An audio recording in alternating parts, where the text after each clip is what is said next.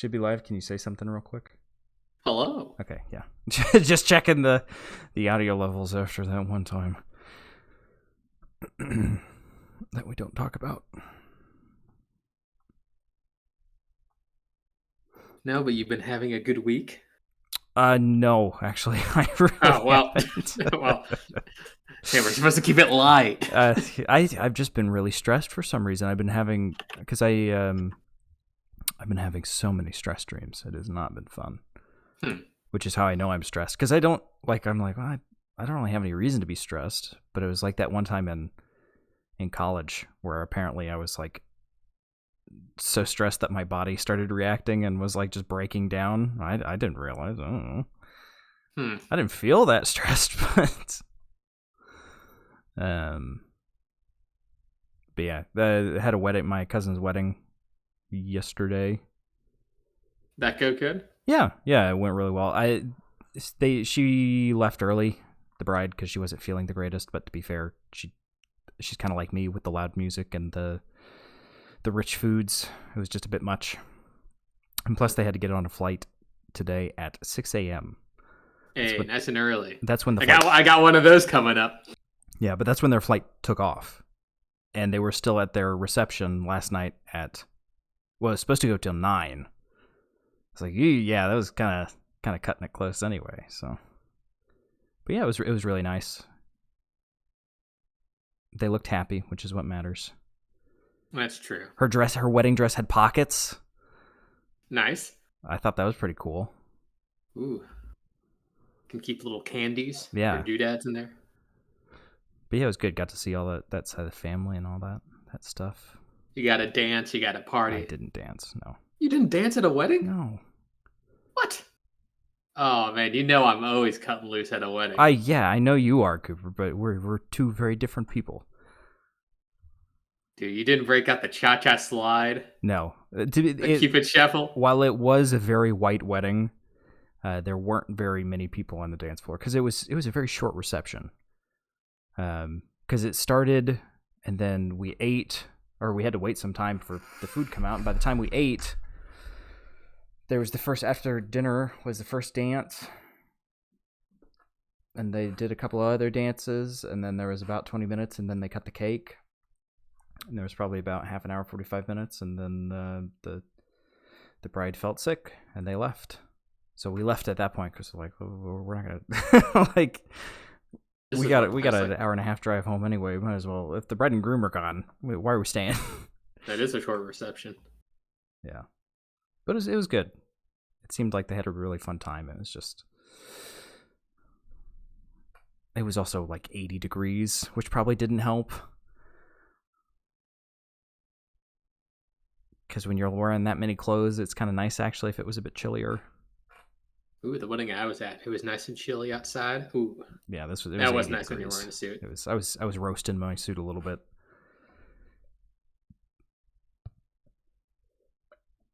And that's when you bust out the Cotton Eye Joe. You really get sweaty. I don't think they actually played Cotton Eye Joe. Well, again, their loss. Oh yeah, they did the Mama Number 5. Classic. They played "This Is What Dreams Are Made Of" by Hilary Duff. Good song. But yeah, not too many of the stereotypical wedding songs. They played some Lizzo. I was informed by my sister. I've never actually listened to Lizzo, but there we go. But yeah. So how's your week been? It's been pretty good. Pretty busy. I hear that. Our work was having a big expo thing at the headquarters this week, so a lot of people were flying in from all over the country, a lot of work colleagues, so a lot of shaking hands, rubbing shoulders. You better not have after sick. work. I'm feeling fine right now. I had something besides this leg wound. bleeding leg wound. I was thinking more of like a stump just at the knee. Oh, well, that's much worse. Yeah, I had something big for work as well. I was the only person in the room with a mask on. I wore a mask to the wedding too. I was the only person there with a mask on there as well. Yeah, no one really wears a mask that much anymore. But in relation to today's music, if I get sick before we go to Hawaii, I don't know if I'm allowed to say it on Twitch, so I won't, but I'll probably fucking kill myself. No. Please don't. But yeah, that's what you want to get into the music then, since it's kind of related to where our natural segue led. Yeah, let's do it. So, hello everyone, and welcome back to the Audio Shop Podcast. It has been a hot second. Cooper firmly takes the blame for that. Huh? Yeah, Mr. Globetrotter. So I had I had some weddings, I had some visits, I had some things to do. So maybe it's been a while since our last episode, I admit. But we're back. Well, this week, and then 2 weeks, for the next 2 weeks, we won't be. Well, that's your fault. No, you're in Hawaii too. Well, yeah, but... we're doing Backyard Boogie by J Boog, which is, I think, how you say his name, right? Mm-hmm. At the request of our friend who lives in Hawaii, where we're going to be visiting next week. That's true. So we thought we'd do a nice little thing. And honestly, if we hadn't had several weeks off and we're going to have another 2 weeks off after this, I probably would have canceled it, because by God, getting home and doing this after that wedding, I drove home at like 1 a.m. last night. That was not fun. I shouldn't have done that. So, I'm bleeding for this channel. Wow. Yeah, this is why I like to write my reviews a little bit early, so I'm not, scrunched on Sunday. Oh no, it's not just scrunched. It's the fact that the past couple of Sundays I've been able to rely on having 2 more hours than I do today. So it's just like, crap, I've got these other things I got to do. Now I got to squeeze it into less time. True. Well, that's where we're at. You wanna give us some of the history of Mr. Boog, Cooper? Yes, Mr. Boog. So J Boog, also known as J Afmata, or Jerry Afmata, born in 1983, is an American reggae singer and songwriter. I think this is the first reggae artist we've ever reviewed, Sam, if I don't recall correctly. I believe it is. And this is his second of 3 released albums. His first being Hear Me Roar in 2007, and his third one being Wash House Ting in 2016. This is his second album, Backyard Boogie, released in 2011, which both reached #1 on the radio charts. Wow. That's impressive. Well, the reggae charts. So the reggae specific genre chart. There wasn't anything better? Anyway. I mean, how many reggae albums release? I don't know. I figured there'd be something, though. For that 1 week in 2011. That's fair. Yeah, but pretty successful reggae artist. He, has had multiple singers. He's collabed with multiple Hawaiian singers as well. And like I said, he topped the reggae charts. This is, like I said, his second album, which features multiple reggae features as well. So not too much on the background here. Except that, this is our first time reviewing reggae, so I'm excited to jump into it. Yeah, it's certainly was something. Well, we can get into it then with track number 1. Yes, track number 1, Give Thanks. Let me just say, hell of a way to start an album. Yeah, it's definitely a very 2000s vibes. It's very shiny reggae beat and backing vocals. Yeah, I thought him having his name sung by the choir at the start was maybe a bit much. It's the start of the album, have a little grandiosity to it. That's fine, but it's the fact that it keeps coming back is more like, once is cute, multiple times, it's kind of crazy. Oh, that's. I mean, that's not uncommon in reggae or like hip hop. Okay. Of having the call out, right? Shakira. You never hear that? Yeah. Well, yeah, but that's not when. That's like to introduce them, right? I'm just saying there's a couple of songs later on where it's just in the middle. Like he's been singing and they just say his name again. It's just a shout out.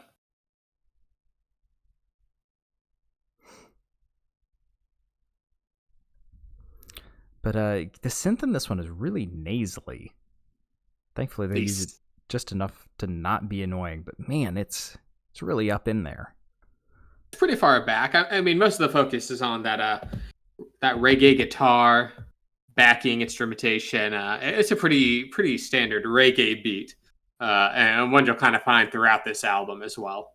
But it pairs pretty well with J Boog's kind of like slightly scratchy reggae vocals.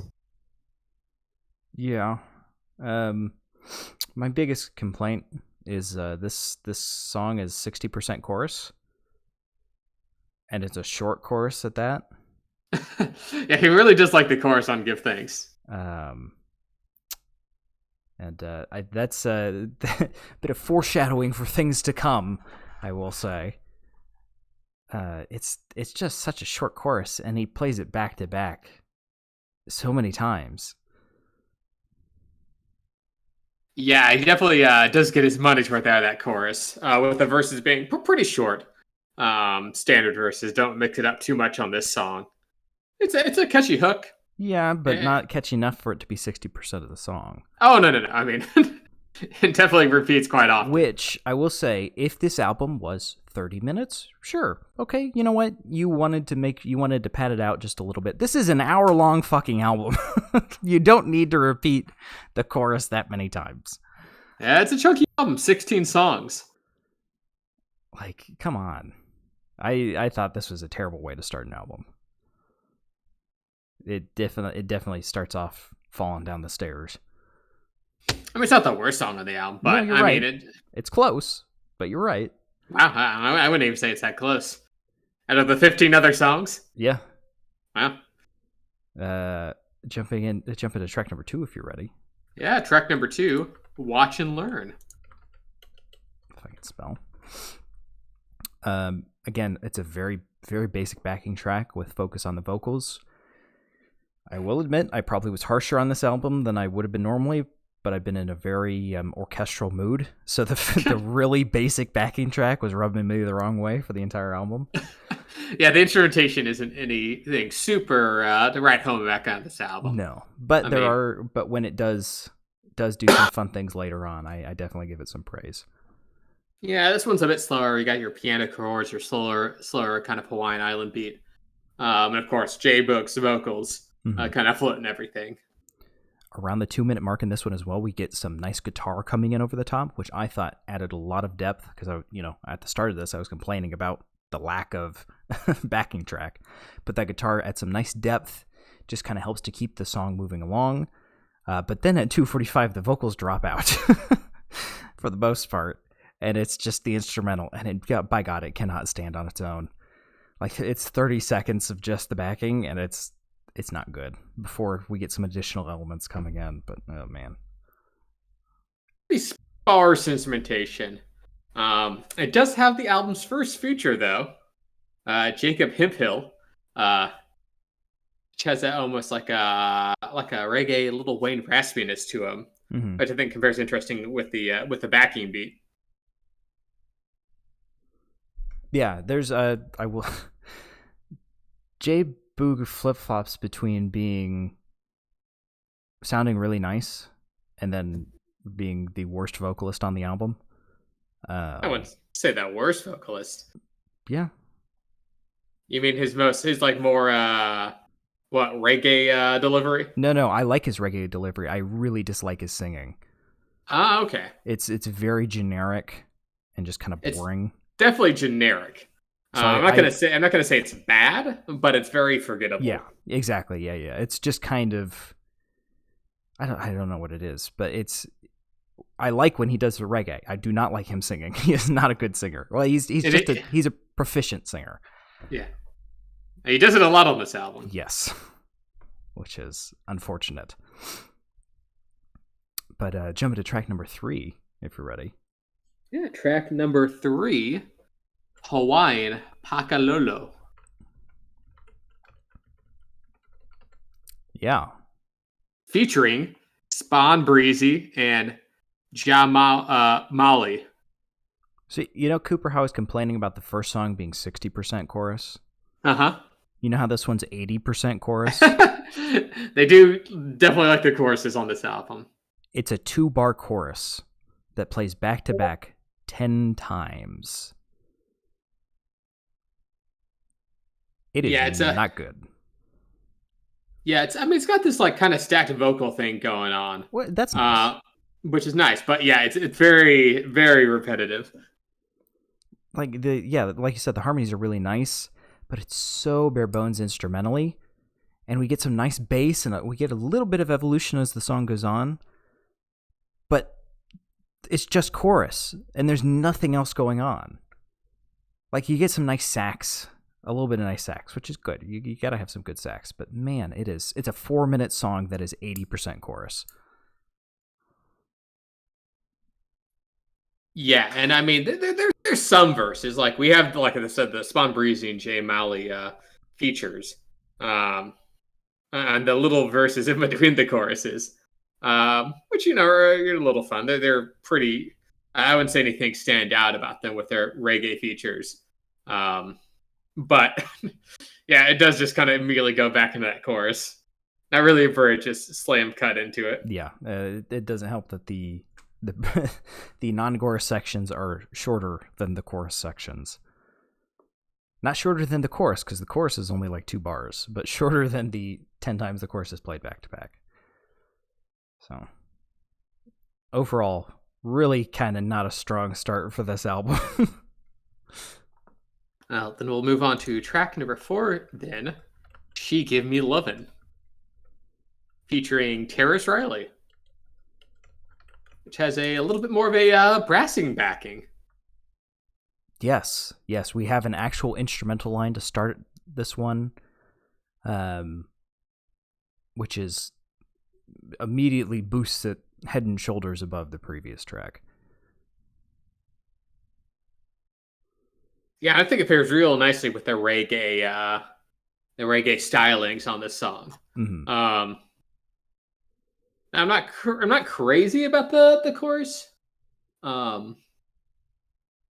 which has kind of it's pretty melodic, but a little boring, I think. No, I do like how the instrumentation feeds in the verse.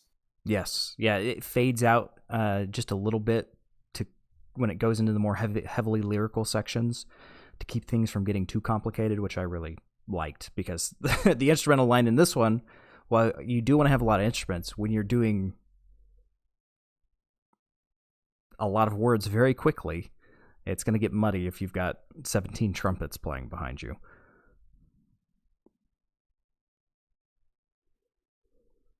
I mean, I should probably say here that I didn't really pick up on too much of the lyrics throughout this album, but I don't think J Boog's saying anything super groundbreaking.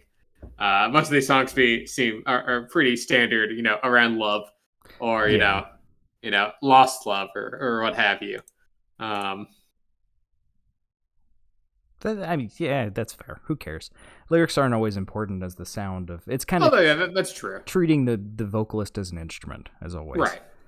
I don't know if you picked up. There's an echoey piano throughout this song, and at 1:45 specifically, it held for just like a bit too long and a bit too loud in the mix, which really promoted some of the dissonance. It comes back later on, like around the 220 mark, and it's not mixed as high, so it's not as dissonant. I just thought that was it just kind of popped out of the mix at me, and I'm like, and I listened forward to the future, and I could only barely catch the later ones. Yeah, I can't say I caught that one, but I mean, it's quite a large album. Maybe some mixing slipped through that shouldn't have. Yeah, there's definitely some songs that are better mixed than others. And the vocal stylings on this one, I was a big fan of. Just the vocal delivery in general. And the song's pretty good. I think it's starting to find its footing a bit compared to the first 3. Yeah, definitely. Definitely didn't start off on the top tracks for some reason. Which, I mean, 2011, that's kind of the time when album listening was starting to die. Or I guess it was mid-death. I mean, I wouldn't. I'm not sure how that affects this album. I mean, we've had good albums since we had good albums before. I know, but I'm just saying is starting because previously it would be you would buy an album, right, and you'd listen to it. It would be made to be listened to as an album experience. Oh well, yeah. With some artists, I mean, how many rock albums have like 2 or 3 singles, and then the rest of the album's kind of trash? That's true, yeah. But not every album's ELO. That's fair. But you gotta. I'm saying there used to be thought put into kind of like how things were placed around the album, right? Like you'd have your A side, and then you'd have your B side, and you'd start the album with a strong song and that kind of stuff. Whereas this one just kind of feels like they're kind of just here. Oh yeah, I mean this album doesn't have any coherency beyond it being by the same artist. Yeah, and they're not even structured in a way like a tradition where you've got the good songs and then you've got the one good song on the B side to get you to flip the record. Which, to be fair, this was probably a CD, but still. Yeah, no, I mean I don't really blame albums that don't have a particular structure. I always find that as a nice to have as opposed to a need to have, right? Yeah, no, I absolutely agree. But I'm just trying to provide some reasoning to why 2 of the worst songs are the first 2 songs on the album, or the first. Yeah, that one probably should not done that. That was the point I was trying to make, where you pop the CD and then you're like, wow, this is bad, and then you pop the CD out. Well, how about we move on to track number 5 then? Mystery. Yes. Which, speaking of good songs, I also quite like this one. It was a good one. Good time. Starts with quite a nice brass backing paired with piano that has a nice melodic progression. Mm-hmm. And a pretty catchy chorus and verse line. Yes, and my favorite part about this chorus is it is not 2 bars. It is a nice, long, complicated chorus. Yeah, J Boog's song structures aren't very complicated. No. If we're talking album structures, let's look at song structures. You don't really have many, or typically don't have many, like breakdowns or bridges, mm-hmm. or, outros or intros even. Speaking of outros, he faded on this one. None of the previous songs faded. This one, he starts. I think every song after this one fades out. It's 2011, man, not the 80s. I mean, songs nowadays fade out as well. Yeah, but it's always nice when it just cuts. A hard stop or something. A hard stop. None of the songs here are fading into one another. When you go to anything, don't get anything that creative. Yeah. But yeah, like I said, the chorus on this one it's long. It's not played it back to back. I will say, still heavily reliant on it. Like you said, going to structure. I'm pretty sure he makes a good chorus. He's got his timeline laid out. He's like, all right, we're going to put 5 choruses in here. I have 45 seconds left to fill. What do I put in these spots? Yeah, and the spots are more chorus. No, but I think he strikes a good balance on this song. Yes. Tight 3 minutes. Chunky chorus with a little bit of verse in between. Played 4 times in this one. Song, but less than some of the other songs, that's for sure. Yeah. Well, it helps, like I said, that it's not a 2-bar chorus. All right. Well, jumping from Praise to track number 6. Yeah, track number 6 is a very, how do I say, a very 2000s chorus. I put it as royalty-free Muzak. Yeah, this one lacks a lot of the character some of the other songs had. It's almost like fishing for like a radio play. Yeah. Which has like, I guess it is more of like, it has a little more synth in the background than some of the other songs. So it's like this very whistly synth. Yeah, I will say I actually really like that background synth that kind of just slowly plonks in the way in the background. Does not mesh at all with the style. I like it for the instrument alone. But and there were some weird like space age noises at 45 seconds that didn't fit with the theme whatsoever. Yeah, I'm not really sure what this song was going for. I mean, I guess it's going for a very bright and kind of cheery sound. It's too bright. Yeah, it's a little sugary for my taste. It's like you're staring into the sun. And the song's only 3 minutes, but holy crap, this felt like a 7-minute song. It just would not end. Yeah, it's also got a feature by Peter Morgan. Peter. I was thinking, I thought, I'm not going to make that joke. That's I too saw low that bar. and I said, I'm making that joke. No, but his feature is pretty bland. Hey, Lois, I'm a sunshine girl. Oh, God. No. Holy crap, it's J Boog. No, Hey, Peter. Yeah, nothing to move on. note on this song. Yeah, let me I get don't this want to going. talk about this song anymore. Yeah, let's go to the next song. Let Me Know, song number 7.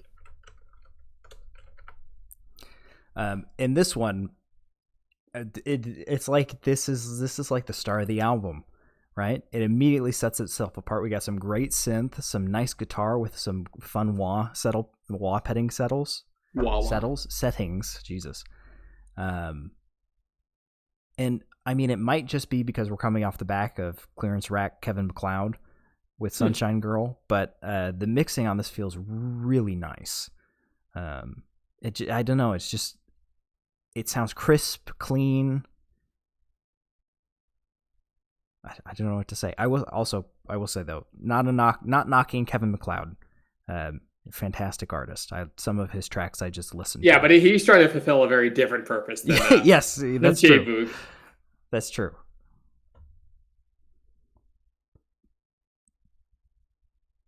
No, it's a nice song set, like you said. The good mixing. I like the slightly more smoky delivery on the instrumentation on this one. Yeah, and I like it when he adds a little more raspiness to his voice. Yes, that's a little more character to it. Yes, I like that quite a bit. It really sets the delivery style up a notch.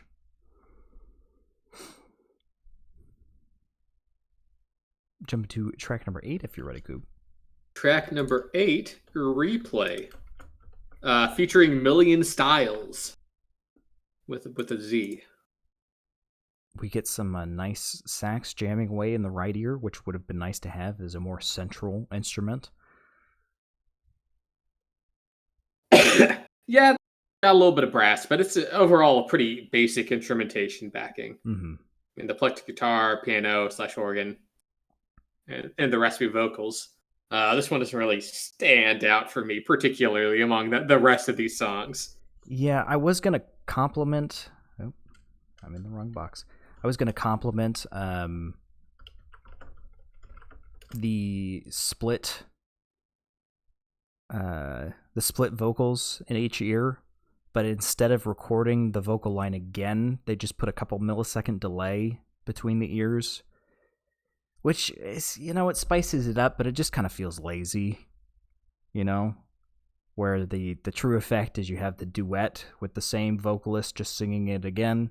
But if you listen, you can hear all the breaths are the exact same spot. The intonation is exactly the same. So it's just kind of, that struck me as a little bit lazy. Samuel. You want something different, but when they do something different that's bad, you don't like it. Yes. What?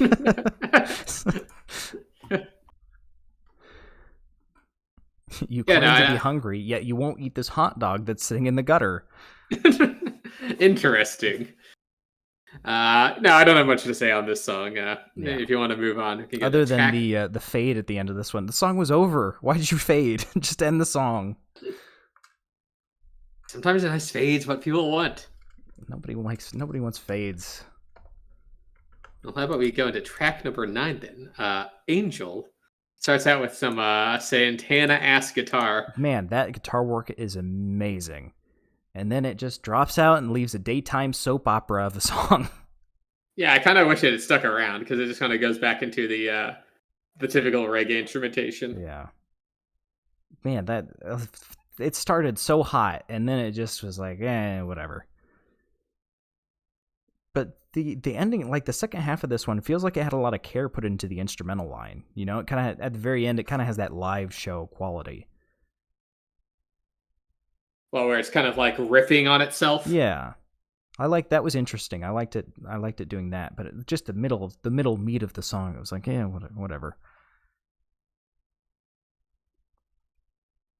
It's a pretty straightforward song. I mean, I kind of, like you said, I kind of wish that Santana guitar kind of stuck throughout all of it. Yes, that would have helped it quite a bit. I do like. I did mention earlier how the lyrics don't really stick out, but I do like how the song's talking about he's describing himself as an angel of love. Like usually, like you say that about the person you're in love with. No, it's like, no, I'm the angel of love. That is pretty good. Jump into track number 10 if you're ready. Yeah, track number 10. Let's do it again. Oh man, back to the chorus crunching. Or chorus stretching. Yeah, you might say. At least, hey, this chorus is 4 bars, not 2. It's slightly longer. Though he definitely likes this chorus. Yes. And the non-chorus sections are exactly the same as well. I'm pretty sure he wrote 2 choruses and just stuck it into the song. Yeah, this song's pretty. I don't even know how to. It's like stuck around that chorus. I mean, the verse has like this kind of interesting percussion thing going on with the vocals and the stacked vocals at the same time. There's also like a lower register vocal at the same time as well. Mm-hmm. But it's such on a short loop. Yes. That you kind of like, oh man, this man made a 40-second song. Yeah. The way I put it was, it's not bad, it's just boring. Yeah, I think that's pretty accurate for this one. It's kind of hard to focus on it. Yeah. Jump into track. By the way, I think around this time is when I tabbed out and just started listening to Anna music because it popped up in my YouTube recommended. So it took me longer to listen to this album than it should have because I just started watching Anna music. And I'm like, oh man, I could be listening to this instead. And you got to move on to track number 11. Take it slow. Yes. Again, I only have the end of the song on this one because the vocals drop out and it's just the instrumentals and they absolutely cannot stand on their own. Stop doing that. Yeah, these instrumentals aren't the most complex in the world. You're not writing a rock song. No one's listening to the to the single bar loops here. I do like the female vocals on this song. Mm-hmm. I think that's the first time they featured. They have a nice pairing here. Oh, there's one especially later on that I can't wait for us to talk about. Oh, yeah. Yeah, the vocals are fine on this song, but yeah, the instrumentation's so straightforward that there's not really much to talk about. Yeah, it's just kind of another one. Same song kind of again. But jump into track number 12. Track number 12, Crazy. And, we're shaking some things up here. We got acoustic. The bass is still kind of strong. I would have liked to see upright bass maybe, or maybe even see what it would be like if you just drop the bass out completely. But man, that acoustic, and then we get the Spanish-style guitar coming in around the halfway point. This is actually, like, oh man, it's not the same thing. Yeah, I actually do quite like how it mixes up. I mean, it's mostly an acoustic-led love song. Mm-hmm. No percussion that I remember. Nope. It's actually a good change of pace. This is like the one point in the album where, okay, he mixed it up a little bit. And your 12 songs deep. Yeah, I think the album was meant to be flipped. I'll be honest, but yeah, and this is another good example of how a looping chorus can work. It's a very long chorus, and it doesn't get overbearing, even though he uses it quite a lot. Yeah, and again, I mean, J Boog's vocals are nice. Mm-hmm. I think they pair well with the acoustic guitar. Yes, this was especially once that Spanish guitar came in. I'm like, ooh, I needed this. Yeah, too many of these songs kind of meld together. So this one breaking out is actually quite nice. Jump to track 13. Yeah, track 13, Wolves. And this, another good shakeup. We got some nice fun instrumental line going on, some really good harmonies, some nice breathy synth that kind of bubbles quietly in the background. Yeah, and it's a very more, I guess, the shouty style reggae singing. Mm-hmm. Which I like being thrown in here every now and then. Yeah, like I said, the back half of this album is the A side. I'm not sure. Yeah, it is. You just accidentally got the numbers flipped. And then at the 2-minute mark in this, there's like this spacey bloopy noise that is almost exactly the same thing as that's used in Andromeda by Gorillaz. It's not exactly the same. It is pretty similar. and it's a bit shorter as well. But I heard that, I'm like, I knew exactly the song as well. It took me 2 seconds to find it. Jump into track 14 if you're ready, Coop. Also want to comment that song has an extended instrumentation outro. Mm-hmm. And I actually kind of liked it. Yes, the one time the instruments can actually stand on their own. It's just like a little synth line that goes through at it that kind of keeps your interest. But now we can get to track number 14, Waste of Time. So, the start of this song is a female vocalist, front and center, making statements. And then not 30 seconds later, she is relegated to the backup vocals mixed really far back. She's not even the main singer. She's not even credited. Look, J Boog needed a couple more vocals on this album. I was excited. I'm like, oh, nice, we're gonna get some female vocals finally. And then he just came in. I was like, hold on. And then he has the audacity to say "Louvre" instead of "love." That's the French pronunciation. No, like that's a French museum.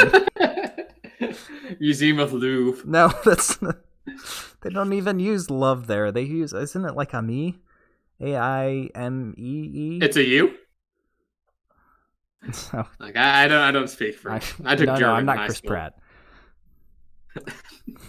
So I mean, this is a short, simple song. Yeah, a little bit of saxophone in it. It's kind of nice. I didn't like how that start just rubbed me the wrong way. It's like, we're finally gonna get some female vocals, something a bit different, and then she was just the backup and not even credited. Hey, look, J Boog just needs some more vocal samples. Yeah. Jump to 15 if you're ready. Yeah, track number 15, Let It Blaze. I'm pretty sure we listened to this one already, I'll be honest. Like, slightly more funk on that bass guitar. It sounds extremely similar to an early track. I checked out here. I didn't have anything written for this one. I said, this sounds exactly the same as one we listened to already. It's boring. I mean, this one definitely doesn't jump out on anything particular. I mean, smoky vocals, a little bit of brass, a little bit of funky bass guitar. It's not bad. It takes like 2 or 3 yeah, but it sounds almost exactly the same as elements from earlier tracks. And the whole album's already so similar. It's, except for a few standouts. It's like, come on. Drop this song. You don't need it. You're already in our album. Get rid of it. We'll go back to then to the final track. Track number 16, Every Little Thing. I cannot express to you how much I was hoping this to be the Jeff Lynne song. Why would it be the Jeff Lynne song? I don't know, Cooper. It was an hour in. I was really like, I just want to listen to some good music. You didn't like the what-oh high line? Nah. It was just, again, it was just kind of like, it's a song. You're right, it is a song. I mean, it's got a feature. Fiji features. Kind of odd that the feature leads out the album, but whatever. Also, definitely does not sound like an end of album track. I mean, do any of them do? No. I mean, you probably could have ended the I think Crazy would have been a good one, ended on the acoustic. Oh yeah, that would have been good. That would have been good. But we already talked about there was no thought into song placement on this album whatsoever, so no, none to my knowledge. And if there was, dear Lord, fire whoever did it.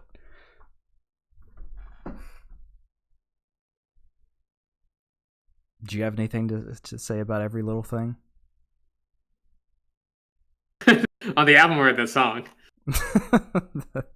No, Cooper. The Every Little Thing was a song by Jeff Lynne, not the album. Okay. The album was Armchair Theater. Come on, we did this one. I thought you were talking about J Boog. Oh no. Well, that's no. I think I'm good. I think that's the end of the album. All right. So what? Let's do least favorite first, because I think we might line up. Yeah, I think my least favorite is probably Sunshine Girl. Yeah. Second is definitely Hawaiian Pakalolo. Yeah, I mean, I that one was fine for me. No, that one was horrible. The, Cooper, it's the 80% chorus. And I mean, I didn't say it was a good song. That's the whole point of the worst song.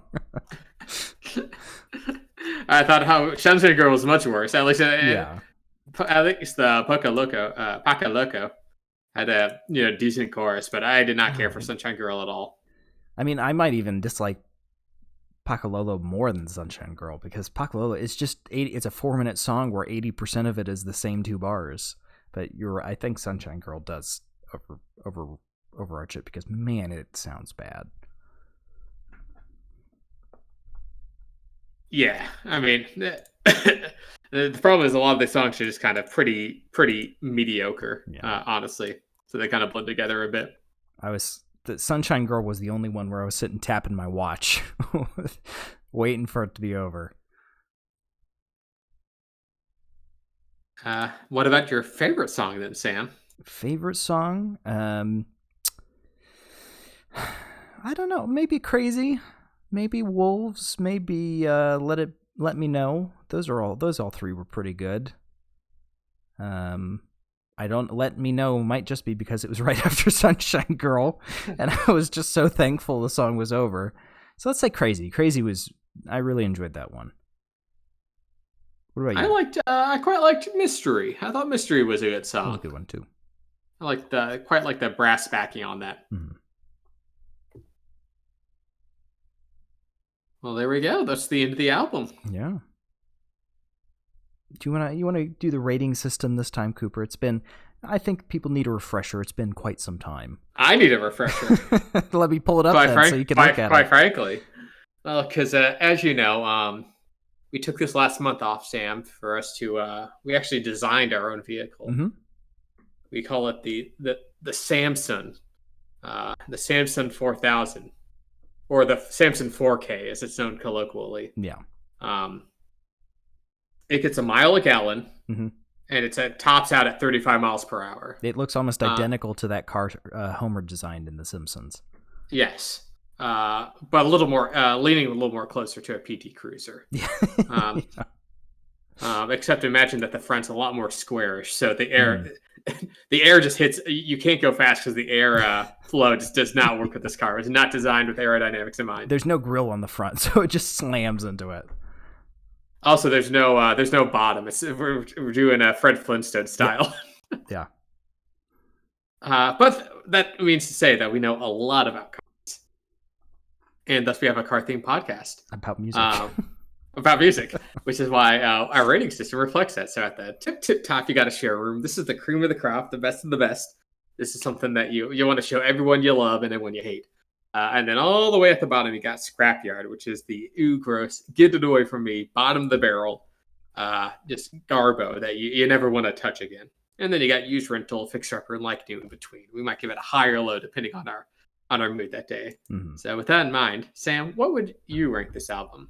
I rank this album a very, very low Used Rental. It is nearly Scrapyard, but there was just enough to keep it from getting there. I feel bad because Malia really sounded like she wanted us to listen to this album, and it's not good. What about you? I can see why someone would get into this album. I mean, I probably mostly agree. I'd probably give it like a very high Used Rental. Still within the same ballpark. I mean, this album wasn't quite my speed. I think what really killed it was the fact that it went way too in on itself. Yeah. Like, you could cut this down to a pretty decent 30-minute album. Yeah, probably. But there's too many songs that are either, like you said, it's a lot of the songs blend together. And then a lot of those songs themselves blend into themselves because the chorus repeats so many times. Mm-hmm. It's kind of like too little material spread out over too big of a time frame. Spread out over too much toast. Exactly. there's no reason this album need to be an hour long. Yes. I mean, maybe J Boog just had that much to say, but I think he might have gone a little too in on this album, which kind of detracts from the listening experience. It wasn't so much that the style got old. Like we got to Angel was fun. We were excited for the start of that, and the end of that was fun, and then Crazy and Wolves. So by the time we got there, I was never sick of kind of the reggae beat. It was just the piss poor lyricism of using the chorus as the main crutch of the song, I think is the biggest issue of this album. Yeah, the song structure wasn't exactly Shakespeare here. There's a lot of really good ideas, but it just needs a little bit more. You can't just write a good chorus and then only use that. Yeah, so I think that's where we land on this one, Sam. Yeah, I think so. A rare agreeal. Well, I guess it's not actually that rare. It's almost every week. We're always at each other's throats, so it's good that one thing brought us together. Yeah. Yeah, honestly, Hawaii is going to be horrible. We're just going to be yelling at each other the whole time. You know, no one else is going to be able to get a word in edgewise. It'll just be both of us shouting. Oh, I actually already canceled your plane tickets. You son of a bitch. Yeah. It was actually really easy. I didn't have to. I just had to say, "This is Sam," and they just took it. Wow. Very loose security. Well, I called in a bomb threat under your name, so have fun with that. Oh, that is very illegal. So is canceling my plane tickets, Cooper. That's less illegal. Also, I don't think. No, it isn't. Oh, okay, maybe. No, it'll be a good time. Anyway, that's the podcast. Now we're going to roll on over to the spare tire, which is just whatever else we've been listening to. It has been a while, so I imagine Cooper has a list of 16 different albums that he's listened to, a couple artists that he's listened to all the way through, and mine is mainly just ELO again, as always. Well, you like what you like. Yeah. I've learned that. Did you just listen to ELO though? No, I've been getting into that Blasting Company, the Over the Garden Wall soundtrack. That is a good soundtrack. It's fall. I have been hardcore binging some Wings. Venus and Mars has just been stuck in my head. I think I've listened to Magneto and Titanium Man probably 60 times within the past 3 weeks. It's just such a good song. I've been craving some Yellow Magic Orchestra, so I'm probably gonna dive back into some of that tomorrow. Do you like some YMO? Yeah, I've been trying to trawl around, find some new things to pop, because the reason I got hooked back into Wings was because I was listening and Spotify just threw it up. It threw up Magneto and Titanium Man, and my life has not known peace since. So yeah, that's what I've been listening to.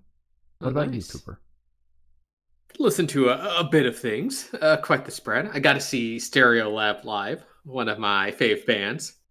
I was actually just listening to their vinyl before I jumped on here. But beyond that, I also have been listening to quite a selection of music. Sylvana Estrada was was an album I listened to, or an artist I listened to. That's quite good. Some Snail House came out. New Bjork album came out. That was pretty good. Oh wow! I just saw a 4K restored video or something of Bjork that popped up in my YouTube recommended. They're tearing down some music equipment or something. It was very odd. No, that's if it's pretty odd, then it's probably Bjork. That's kind of like her thing. But you said this album's had a new track. Yeah, Snail has a new album that I listened to. New Bjork album was good. Because the last one, I wasn't too impressed with the last Snail House album. It was just okay. I mean, it's definitely more Snail House, but yeah. Bjork was good. Like I said, it's a bunch of bass clarinets playing over gabber beats. So fungal themed album, gotta love it. Some Dumbo Get Mad I listened to. King Gizzard released 2 new albums, which I listened to. Oh god, I saw the singles pop up and I was like, oh yeah, I'll listen to that, but I forgot it's Gizzard, so I forgot that the whole album would be out before I got a chance to. I have to listen to those. Both albums are out. I know, they released so quickly. Beyond that, I listened to new Red Hot Chili Peppers came out. It was fine. New Olve's album came out. That was good. And yeah, beyond that, no, a couple albums here. Some Bob Marley, Pharoah Sanders, Arctic Monkeys. Mm-hmm. Quite a lot of good albums came out this last month. Yeah, I'm over here. I'm jonesing for my next obsession. You know, we had the Takanaka era, we had the YMO era. I want what's next. What's gonna get me? What's gonna get its hooks in me? I want something new. I want something fresh, but nothing's popped up as of late. If you're moved for some good jazz or some more like live instrumentation, Pharoah Sanders is excellent. No, I'm not saying jazz specifically. I'm just saying something that's like, man, this is really my style. So, I don't know. I'll have to do some digging, but I'm going to be traveling for a whole day on Friday. Hey, a lot of time to listen to 16 hours, so I'll have plenty of time. Dab. All right, well, I think that's all we got. Like I said before, there's not going to be one this week, next Sunday. Not going to be one the Sunday after that, because we will be in Hawaii. Well, actually, second Sunday from now. We won't be, but I'll be getting back at like 7 a.m. and screw that. I'm going to be flying all night. And it's the time change on top of that. And we fall back an hour. Yeah, but like I just said, time change. So it's gonna, and then we're in November, and it's of course everyone's favorite season, Thanksgiving. And I can finally listen to more Jeff Lynne and say it's for work-related purposes. Look, I just want to make sure we don't forget the reason for the season. Jeffrey Lynne. The reason for the season. And here he is. If I can... Oh, no, it's not in this scene. It's not in the spare tire scene. I got to go back. I got to go back to the other one. There he is. The reason for the season. One of the best Photoshop edits I've ever made. That's just a little teaser. We'll get plenty of that in November. But yeah, we'll have to figure out what Jeff Lynne albums we're doing.